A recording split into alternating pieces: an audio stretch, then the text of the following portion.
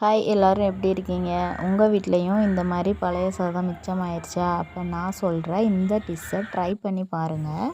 அதுக்கு ஒரு 1/4 படி பச்சரிசி, 1/4 டம்ளர் உளுந்து எடுத்துக்கோங்க. ஒரு பாத்திரத்தில் அந்த பச்சரிசியவும் உளுந்தையும் சேர்த்து நல்லா 2-3 டைம் வாஷ் பண்ணிவிட்டு தண்ணி ஊற்றி ஒரு 4 மணி நேரம் ஊற வச்சு எடுத்துக்கிடுவோம். இப்போ ஒரு மிக்ஸி ஜாரில் நம்ம ஊற வச்ச பச்சரிசியும் உளுந்தையும் சேர்த்துக்குவோம். நாம் எடுத்து வச்சுருந்த சாதத்தில் இந்த மாதிரி ஒரு கை அளவுக்கு ஒரு 3 கைப்பிடி அளவு சாதம் சேர்த்து அரைச்சி எடுத்துக்கோங்க.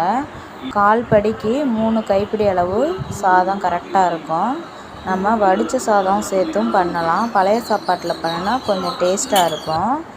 நல்ல மாவை இந்த மாதிரி நைஸ் அரைச்சி எடுத்துக்கோங்க. கொரகொரப்பு இல்லாமல் நைஸாக இருக்கணும், அப்போ தான் நல்லாயிருக்கும். இந்த மாதிரி முத்தலான ஒரு தேங்காய் மூடி எடுத்து அதில் பால் எடுத்து வச்சுருக்கேன். அதையும் நம்ம அரைச்ச மாவு கூட ஊற்றி நல்லா கலந்து வச்சுக்குவோம்.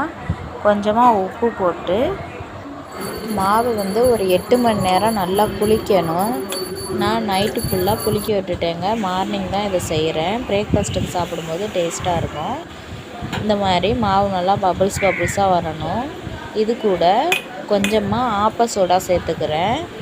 நம்ம நைட்டே கொஞ்சம் தேங்காய் பால் ஊற்றி வச்சுருக்கோம். காலையிலையும் கொஞ்சமாக தேங்காய் பால் ஊற்றி நல்லா கலந்து விட்டுக்குவோம். மாவு இந்த மாதிரி தண்ணி மாதிரி இருக்கணும். ஊற்றும்போது நல்லா தோசை மாவு பதத்துக்கு கொஞ்சம் நல்லா தண்ணியாகவே இருக்கலாம். அப்போ தான் நல்லா மொறுமொறுப்பாக கிடைக்கும் நம்மளுக்கு. இந்த மாவு ஒரு சைடு இருக்கட்டும். நம்ம ஆப்பத்துக்கு ஊற்றி சாப்பிட்றதுக்காக தேங்காய் பால் எடுத்துருக்குறேன்.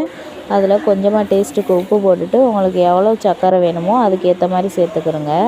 வாசத்துக்காக ஒரு ஏலக்காய் சேர்த்துருக்கேன். அதையும் போட்டு நல்லா கலந்து வச்சுக்கிடுவோம். இப்போ நம்ம கலந்து வச்சுருக்கிற மாவை இந்த மாதிரி ஒரு ஆப்பச்சட்டி எடுத்துக்கோங்க. அதில் எல்லா இடத்துலையும் படுறது மாதிரி நல்லா எண்ணெயை தடவி விட்டுட்டு ஒரு 1.5 கரண்டி மாவு எடுத்து இந்த மாதிரி ஊற்றிக்கோங்க. ஊற்றி விட்டுட்டு இந்த மாதிரி இந்த ஆப்பச்சட்டியை ஒரு ரவுண்டாக ஒரு சுற்றி விட்டுட்டு திருப்பியும் அடுப்பில் வச்சு நம்ம மூடி போட்டு மூடி வச்சுருவோம். அடுப்பை சிம்மிலே வச்சு செய்யுங்க. இப்போ ஓப்பன் பண்ணி பார்ப்போம்.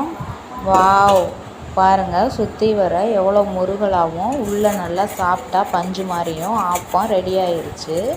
என்னோடய பசங்களுக்கு இந்த ஆப்பம்னா ரொம்ப பிடிக்குங்க. என்னோடய ஸ்டைலில் நீங்களும் இந்த மாதிரி ஒரு தடவை ஆப்பம் ட்ரை பண்ணி பாருங்கள். தேங்காய் பாலுக்கும் இந்த ஆப்பத்துக்கும் செம்ம டேஸ்ட்டாக இருக்கும். ஆட்டுக்கால் பாயா வச்சு கூட இது கூட சாப்பிடலாம். என் பசங்களுக்கு தேங்காய் பால் தான் பிடிக்கும்.